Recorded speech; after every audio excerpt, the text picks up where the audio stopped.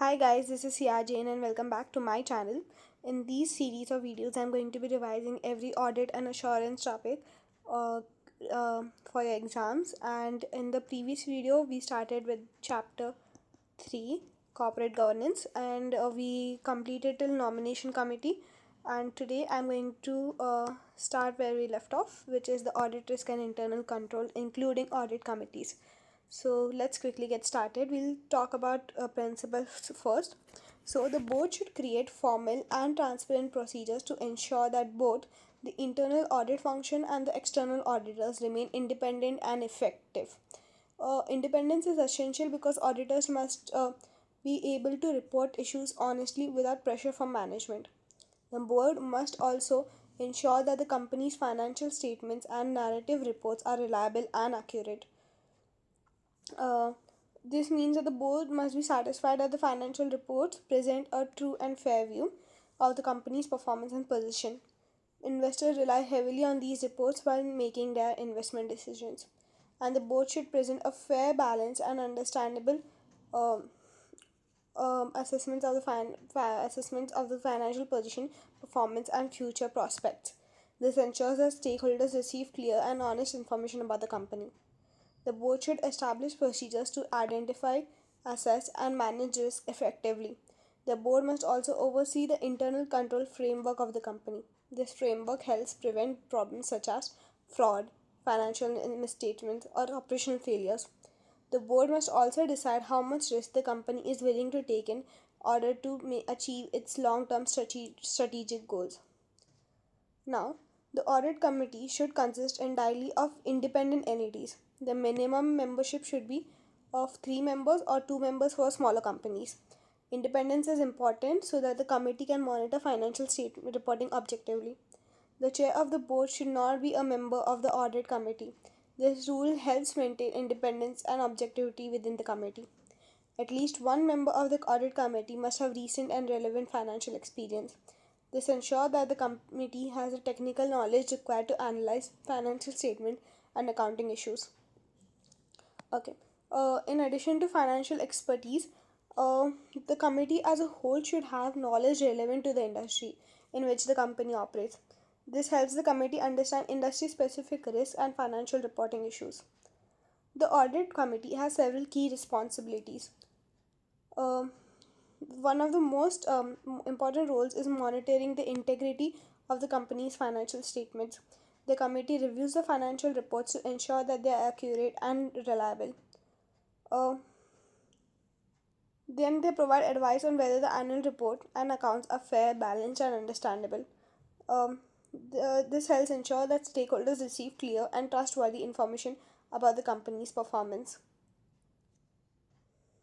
One key responsibility of the audit committee is to review the company's internal finance controls and risk management systems. Internal controls are the systems and procedures that help ensure financial statement is accurate, assets are protected, and fraud and errors are prevented. The committee must ensure that these controls are effective and functioning properly. The audit committee also monitors and reviews the effectiveness of the internal audit function. Internal auditors examine the company's internal controls and operational processes. By reviewing the internal audit function, the audit committee ensures that internal auditors are performing their role effectively and independently. Some smaller companies may not have an internal audit department. In such cases, the audit committee must review this decision every year. They must consider whether the company should establish an internal audit function and then make a recommendation to the board. This ensures that the company always evaluates whether additional internal audit assurance is necessary. Another important role of the audit committee is to make recommendations regarding the appointments or removal of external auditors. They also review the auditor's remuneration or the audit fees. This responsibility helps ensure that the selection of auditors is objective and independent from management influence. Uh,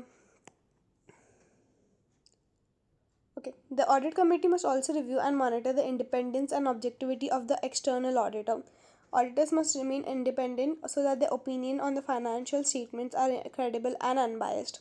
The committee also reviews the effectiveness of the audit process, ensuring that the external audit is conducted thoroughly and professionally. Sometimes external auditors may also provide non audit services to the company, such as consulting or tax. However, this can create independence threats. Therefore, the audit committee is responsible for developing policies regarding when the external auditor may provide non audit services. These policies help safeguard auditor independence. Uh, the Corporate Governance Code also requires transparency regarding the work on the audit committee.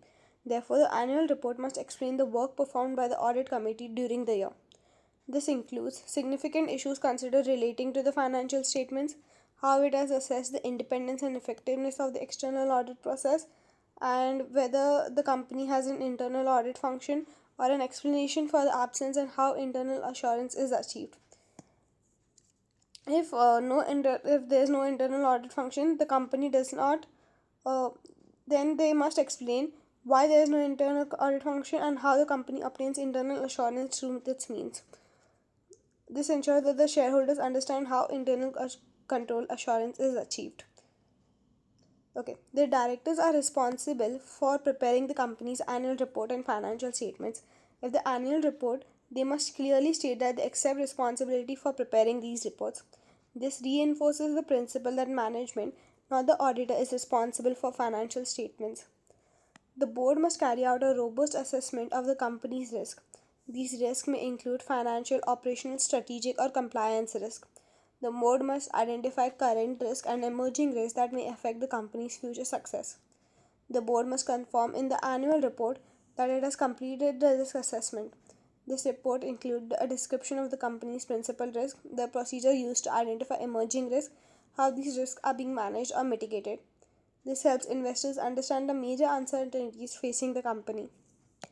The board must continuously monitor the company's risk management and internal control systems. At least once every year, the board must conduct a formal review of these systems. The result of this review must also be reported in the annual report. This review could cover all material controls, including financial, operational, or compliance. Okay. Sorry.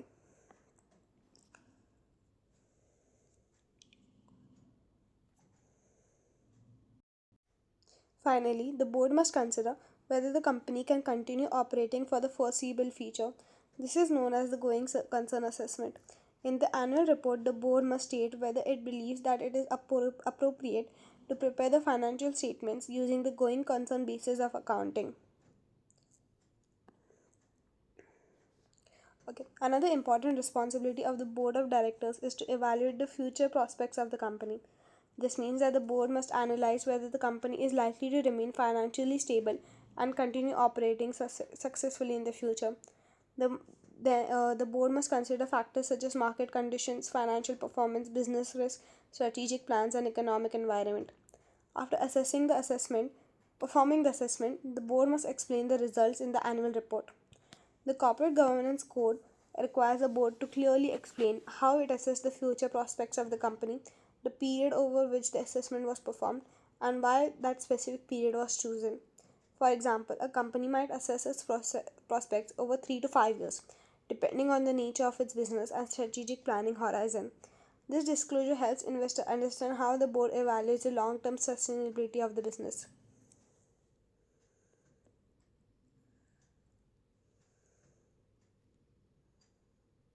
Okay, so this is about your audit committees. Sorry, just let me. So let's look at the objectives of the audit committee. One major objective of the audit committee is to increase public confidence in financial information published by the company. This includes both annual financial statements, interim financial reports, which may not always be audited, because the audit committee reviews financial reporting and monitors the audit process. Stakeholders are more likely to trust the financial information provided by the company. Another objective is to assist directors in fulfilling their responsibilities related to financial reporting. Preparing accurate financial statements is primarily the responsibility of the directors, especially executive directors. The audit committee supports them by reviewing financial statements, discussing accounting issues, ensuring proper financial reporting processes are followed. This helps director ensure that the financial statement present a true and fair view. The audit committee also helps strengthen the independence and effectiveness of the external auditor. It does this by acting as an independent communication channel between the board and the external auditor. This means that the external auditor can raise concerns directly with the audit committee even if those concerns involve management. This strengthens the objectivity of the audit process. Establishing an audit committee provides several important advantages for a company also. So let's quickly have a look on them. The audit committee reviews the company's financial statements and discusses significant financial reporting issues with the external auditors. Because this review is performed by independent directors, it increases the credibility and reliability of the financial statements. Stakeholders are more likely to trust uh, the external auditor's opinion when they know that the audit committee is monitoring the auditor's independence and performance. This improves confidence in the overall audit process. The audit committee also contributes to creating a strong culture of compliance and internal control within the organization. When employees know that the financial reporting and internal controls are closely monitored, they are more likely to follow proper procedures and ethical practices. Members of the audit committee often have a strong financial knowledge, professional experience, and independence. Their expertise can be a valuable resource for the company, especially when dealing with complex financial reporting or risk management issues. Companies have strong governance structures, including an audit committee, are often viewed more positively by investors, banks, or financial institutions. As a result, it may become easier and sometimes cheaper to obtain finance because lenders perceive the company as less risky. Uh, for many listed companies, having an audit committee is regulatory requirement. Even if the company already has an established audit committee, it becomes easier to comply with exchange listing rules. In many companies, the internal audit function reports directly to the audit committee. This increases the independence of internal auditors, allowing them to report issues objectively without pressure from management. It also strengthens the importance of their recommendations. Now let's look at the disadvantages. It can be difficult to recruit the right NEDs who have the necessary financial knowledge um, or enough time to actively participate in the work. Without suitable members, the committee would not function effectively. Audit committee members are normally paid for their services and meeting may require additional resources. For some companies, maintaining an audit committee may therefore increase governance cost. However, many companies consider these costs worthwhile because of their governance and credible benefits. Now, the FRC or the Financial Reporting Council provides guidance to help company board implement the UK Corporate Governance Code effectively. This guidance explains how audit committees should operate and what responsibilities they should fulfill. Okay. So, companies with a premium listing on the stock exchange are required to either comply with the corporate governance code or explain why they have not complied with it. This principle is also known as the comply or explain principle, which I have explained above already before. Audit committee arrangement should be proportionate to the size and complexity of the company. This means that larger and more complex companies may require a more extensive audit committee structure, while smaller companies may need a smaller, simpler arrangement. Therefore, there should be a frank and open working relationship between the audit committee chair, the board chair, the chief executive, the finance director. A high level of mutual respect and communication is essential for the audit committee to function effectively. Management also has a responsibility to keep the audit committee properly informed, and all directors must cooperate fully with the committee. The main functions of the audit committee are oversight, assessment, and review. However, sorry. However, the audit committee should not perform operational tasks that belong to the management. For example, the audit committee should ensure that a proper system for monitoring internal controls exists, but it should not carry out the monitoring itself. The board of directors should review the effectiveness of the audit committee annually. This helps ensure that the committee continues to operate efficiently and fulfill its responsibilities properly. Now, let's look at some of the responsibilities of the audit committee. New audit committee members should receive proper induction and training when they join the committee. They should also receive ongoing training when required so that they can remain updated on financial reporting and auditing developments. The audit committee should meet as often as necessary to fulfill its responsibilities. However, it is recommended that the committee holds at least 3 meetings per year.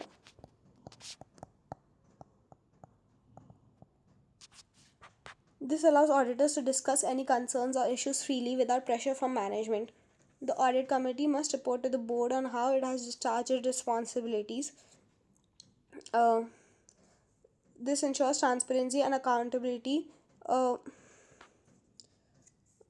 We have discussed it. Accountability within the governance structure. I'm sorry, have we discussed this point? Yes. One of the key roles of the audit committee is to protect the interest of shareholders, particularly in relation to financial reporting and internal control systems. The audit committee should review and report significant financial reporting issues and judgment made when preparing the financial statements. This includes significant accounting policies, important accounting estimates, and major management judgments. The committee should consider whether significant accounting policies and estimates and judgment used by management are appropriate. This helps ensure the financial statements present a fair and reliable picture of the company's financial performance. The audit committee should receive reports from management regarding uh, the effectiveness of internal control system. It should also review the results of testing carried out by internal and external auditors to ensure that the controls are performing effectively. They should review the systems established by management to identify, assess, manage, and monitor financial risk. Okay. Another one of the Another important responsibility of the audit committee is to monitor and review the effectiveness of the company's internal audit function. The internal audit plays a key role in evaluating internal controls, risk process, and governance process. If the company does not have an internal audit function, the audit committee must consider each year whether there is a need for one, and the board must make recommendations. Okay. The audit committee should also review the company's whistleblowing arrangements. Whistleblowing system allows employee to report concerns such as report concerns confidentially, such as fraud, misconduct, ethical violations, or weak internal controls. By reviewing these arrangements, the audit committee ensures that employees can raise concerns safely and without fear of retaliation. Oh, okay. Now, the annual report should include several important disclosures, so let's look at them. The annual report should include a summary explaining the role and responsibility of the audit committee. This helps shareholders understand how the committee contributes to corporate governance. The report should also include the names of the members of the audit committee, their qualifications and expertise, the number of audit committee meetings, the significant issues that the committee considered when in relation to the financial statement, and how these issues were addressed, an explanation of how it has assessed the effectiveness of the external audit processes, and the approach taken to the appointment or reappointment of the external auditor. If the external auditor provides the non-audit services, how auditor objectivity and independence is safeguarded. Where there is a disagreement between the audit committee and the board which cannot be resolved, the audit committee should have the right to report the issue to the shareholders as part of the report within the annual report. The audit committee chair should be present at the AGM to answer questions. The audit committee must also explain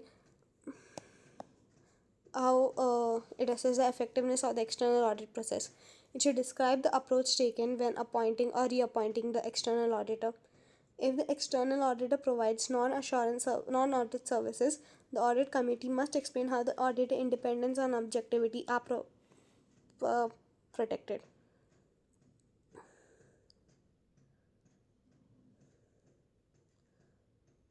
About yes. Now let's move on to internal audit. Just give me a minute to drink some water.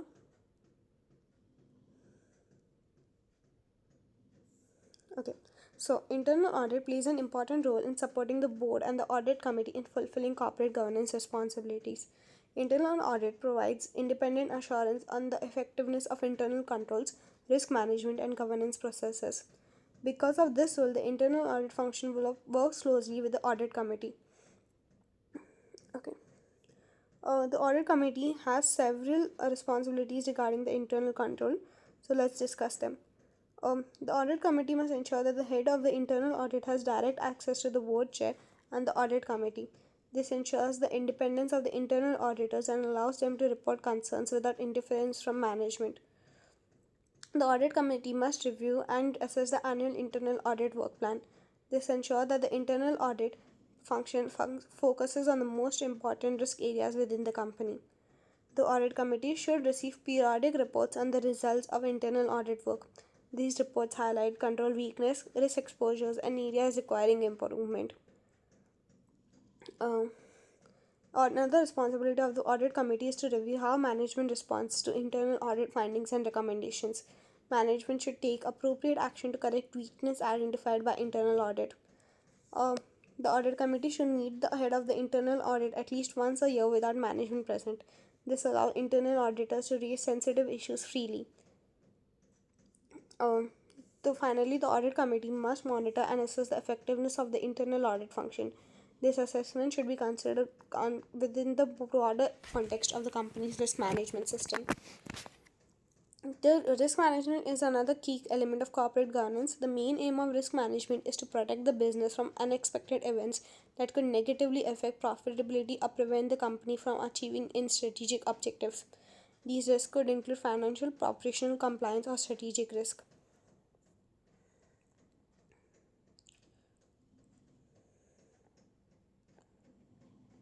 How many pages are remaining? Just let me check.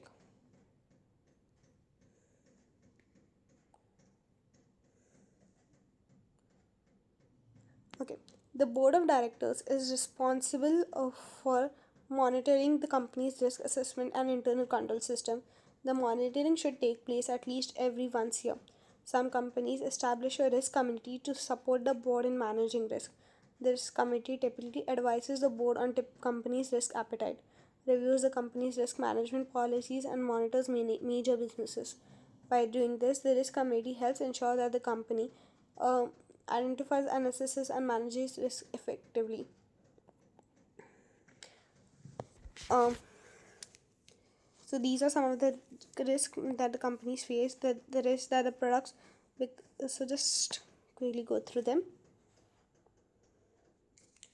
Now let's talk about identifying and assessing risk. Once risks are identified, companies must evaluate how serious each risk is. This is usually done by two factors: likelihood, the probability that the risk will occur, and impact, that the potential damage that the risk could according harm this according to the importance. There are several possible once risks have been identified and assessed, the company must decide how to manage them. There are several possible approaches. First, transferring of risk. One approach is to transfer the risk to another party. This can be done to insurance or outsourcing certain risks. For example, a company may buy insurance against the fire damage or outsource IT systems to a specialist provider. Another option is to avoid the risk completely. This means stopping the activity that creates a risk. For example, if a business activity is considered extremely risky, the company may decide not to pursue it. Companies can also reduce risk by implementing strong internal controls and effective systems. For example, backup IT systems, strong internal controls, staff training programs. These measures help reduce the likelihood or impact of risk. Sometimes companies choose to accept the risk. This usually happens when the risk is low in probability or low in potential impact. In such cases, the company simply bears the cost if the risk occurs. Risks are highly likely to occur and would have a major impact on the business must be treated as high priority and require immediate action. On the other hand, the risks that have low likelihood and low impact may require minimal monitoring. One of the most important ways to minimize risk in a company is by implementing effective internal controls. Internal controls are the policies, procedures, and systems put in place to ensure that the company operates efficiently, safeguards its assets, produces reliable financial information, and complies with laws and regulations. By embedding such controls into everyday operations, companies can reduce the likelihood of risk occurring. The primary responsibility for managing risk lies with the directors. The directors must design and implement internal control system, monitor whether these controls are operating effectively, and management must identify risk arising from both external and internal sources. External risk may include changes in economic conditions, government regulation, technological development. Internal risk may include operational inefficiency, staff errors or fraud, weak internal systems. The main aim of risk management is to protect the company from unexpected events that could harm profitability or prevent the organization from achieving its strategic objectives. External auditors do not design or implement the client's internal control systems. Their responsibility belongs to the management and the board. However, auditors must evaluate the effectiveness of these controls, particularly in relation to reducing the risk of material misstatement in the financial statements. This assessment forms part of the auditor's overall auditor's assessment, which helps the auditor decide whether an procedure should be performed and how extensive these procedures should be. Okay. Now about reporting control deficiencies. According to ISA 265, um, accommodating deficiencies in internal control, auditors must report significant deficiencies in internal controls that they identify during the audit. These deficiencies must be communicated to the TCWGs, such as the audit committee or management. The purpose of this communication is to ensure that weaknesses in the control system are corrected. Another aspect of corporate governance is the director's remuneration. Remuneration refers to the pay and incentives given to the directors and senior management.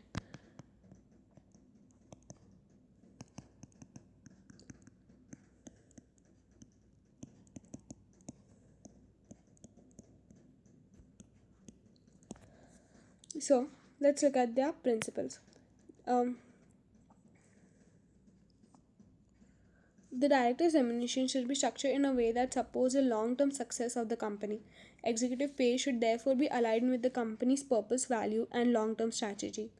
The board should establish formal and transparent procedures for settling the remuneration of the executive directors. This ensures that remuneration decisions are fair, objective, and properly governed. A key governance principle is that no director should be involved in deciding their own remuneration. This helps prevent conflict of interest. Instead, remuneration decisions are typically handled by a remuneration committee made up mainly of independent non executive directors. When approving remuneration packages, directors should exercise independent judgment and discretion. They should consider several factors, including the performance of the company, the performance of individual directors, and the overall economic environment and circumstance. This helps ensure that remuneration is fair, justified, and aligned with company performance. Now let's look at the main provisions. Uh,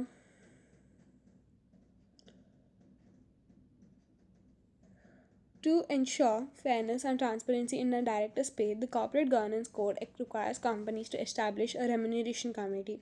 This committee plays an important role in setting and overseeing executive remuneration policies. A remuneration committee must be established consisting of at least three NEDs, independent entities. This ensures that decisions about the director's pay are made independently and objectively. The chair of the board uh, cannot chair the remuneration committee. However, the board chair may serve as a member of the committee, but only if they were independent at the time of their appointment. This rule helps maintain independence in the remuneration decisions. The um, the remuneration committee should be responsible for determining the remuneration policy of executive directors. um, Setting the remuneration of the chair, executive directors, and senior management. This ensures that the executive pay is controlled by independent directors rather than the management itself. Uh, when setting executive remuneration policies, the committee should also review the pay and policies affecting the wider workforce. This helps ensure that executive remuneration is fair and consistent with the company's overall pay structure. The remuneration of NEDs is determined by the board, not by the remuneration committee. NED pay should reflect the time, commitment, and responsibilities of the role, and they should not include share options or performance related incentives. This helps ensure that the independence of the NEDs. Remuneration schemes should encourage long term share ownership by executive directors. Shares should be released gradually, having a vesting and holding period of at least 5 years. This encourages executives to focus on the long term success of the company rather than short term results. Remuneration schemes should include provisions that allow the company to recover or withhold bonuses or share awards. These provisions may apply at situations such as misconduct, misstatement of financial results, or poor performance. This mechanism helps ensure accountability. Only the basic salary should be pensionable. In addition, pension contributions rates of a director should be aligned with those available to the wider workforce. This promotes fairness and consistency within the company. Director's notice period or employment contract should normally be 1 year or less. If a longer period is offered initially to attract a new director, it should reduce to 1 year or less after the initial period. This protects the company from excessive compensation if a director leaves. When determining remuneration policies, the committee must ensure that pay structures are transparent, easy to understand, predictable, proportionate, and aligned with the company's culture and strategy. Uh, the committee should also identify and explain why risk associated with excessive rewards. The activities and work of the remuneration committee must be disclosed in the company's annual report. This allows shareholders to understand how executive remuneration decisions are made. The primary role of the remuneration committee is to set the remuneration package for the chair, executive directors, and senior management. By doing this, the committee helps ensure that the executive pay is fair and justified. Remuneration supports long term company success and governance standards are maintained. Now, let's look at some of the advantages. Um, Remuneration decisions are made by several independent directors rather than a single individual. This reduces the risk of unethical behavior, such as directors accepting bribes or influence in exchange for approving higher remuneration packages. Group decision making also leads to more balanced and objective outcomes. Another major advantage is that no directors are involved in deciding their own remuneration. If directors were allowed to determine their own pay, there would be high risk of excessive remuneration packages. The remuneration committee therefore helps maintain fairness and independence in decision pays. Remuneration packages often include long-term performance-related incentives such as share-based rewards. These incentives encourage directors to make decisions that benefit the company in the long run rather than focusing only on short-term financial results. This helps ensure that the executives are rewarded for sustainable success rather than temporary performance improvements. Corporate governance is highly relevant to external auditors because it directly affects the control environment of the company. When a company follows strong corporate governance practices, it usually means that the internal controls are stronger, financial reporting processes are more reliable, management oversight is more effective. As a result, both inherent and control risk may be lower, which reduces the risk of material misstatements in the financial statements. Now, if in some jurisdictions, external auditors are required to report on whether a company complies with corporate governance principles. This ensures that the companies are transparent about their governance practice. In modern corporate governance frameworks, there's significantly more communication between external auditors and the audit committee. The audit committee acts as an independent link between the auditor and the board. When corporate governance is strong, it leads to greater accountability of the company, increased auditor independence, and higher overall audit quality. According to ISA UK 700, auditors must report by exception in certain situations relating to corporate governance disclosures. This means that the auditor must report only if there is a problem or inconsistency. Auditors must report if the director's statement that the annual report is fair, balanced, and understandable appears to be inconsistent with the auditor's knowledge obtained during the audit. Auditors must also report if the section of the annual report describing the work of the audit does not properly address issues that were communicated by the auditor to the committee. If the annual report fails to include required corporate governance disclosures, the auditor must report this plan. This explanation given by the company is inconsistent with the auditor's knowledge. The auditor must also report any other information in the annual report that contains a material inconsistency with the information obtained during the audit. So this was it today for your chapter 3 of audit and assurance. So if you found this video helpful, please share it with your friends so they can also benefit from it. And for more such videos, please follow, like, and subscribe. follow, like, and share. And thank you so much for watching, and I'll keep uploading such more videos.